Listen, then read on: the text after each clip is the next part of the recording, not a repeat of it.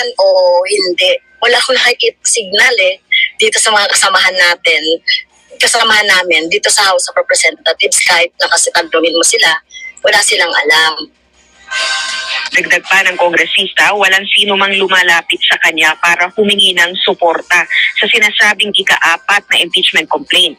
Tatawagan din niya ngayong araw ang House Secretary General kaugnay ng mga nakabinding reklamo. So what's up mga par? So kumusta po kayong lahat? So pag-usapan natin ngayon mga par, yung fourth impeachment laban kay VP Sara mga par. Kasi mga par, gusto talaga ng mga makabayan black and sa akbayan mga para talagang mapa-impeach talaga si Sara. Pero walang sinasabi daw na may pang-apat daw na impeachment. Pero parang malabo yun matuloy mga par. Malabo yung mangyari.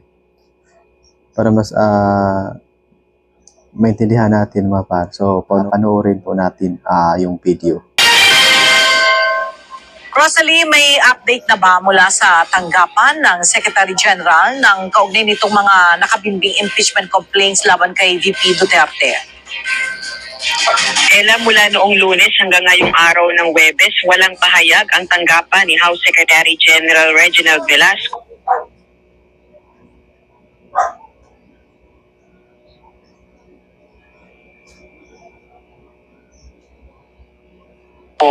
Kaugnay ng mga tanong ng media sa kahihinatnan ng impeachment complaints laban kay Vice President Sara Duterte, inihain yung mga reklamo noon pang December 2024 dahil sa questionableng paggastos ng Vice Presidente ng kanyang confidential funds. Kaya naman nagdududa na si House Deputy Minority Leader, Acting Chair's Party List Representative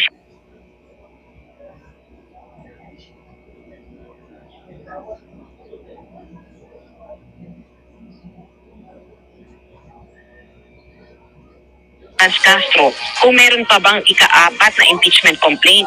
Yan kasi ang idinadahilan ni House Secretary General Velasco kung bakit hindi pa niya na itatransmit yung impeachment complaints na nakabindin sa kanyang tanggapan sa opisina ni Speaker Martin Romualdez. Isa si Congresswoman Castro sa nag-endorso ng ikalawang impeachment complaint.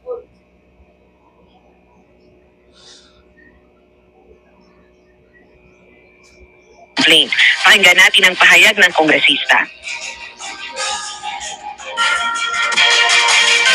Medyo matagal-tagal na rin ang ganyang pronouncement, no? Hindi natin alam kung totoo nga ba yan o hindi. Wala akong nakikita signal dito sa mga kasamahan namin dito sa House of Representatives, kahit nakasitagdumin mo sila, wala silang alam. Dagdag pa ng kongresista, walang sino mang lumalapit sa kanya para humingi ng suporta sa sinasabing ika-4 na impeachment complaint. Tatawagan din niya ngayong araw ang House Secretary General kaugnay ng mga nakabinding reklamo. Magsasagawa rin niya ng mga pagkilos ang kanilang kampo kasama ang iba pang naghain ng impeachment complaints laban kay VP Duterte upang kalampagin ang Kongreso kaugnay nito, kabilang na ang isang demonstrasyon sa January 31. Samantala, pinabulaanan naman ni Congresswoman Castro ang aligasyong ginagamit nila ang issue ng impeachment bilang propaganda sa paparating na halalan. Whether may election yan o wala, talagang prinsipyo namin itong accountability and transparency kahit na sino pa yan nandiyan, no? Kaya hindi totoo na ginagamit namin ito na dahil sa election. Lamang 5 araw na may plenary session ang House of Representatives bago muling mag-adjourn sa February 7. So yun po mga par. So malabong matuloy mga par kasi hindi pa nila nakuha yung 1/3 sign sa mga congressmen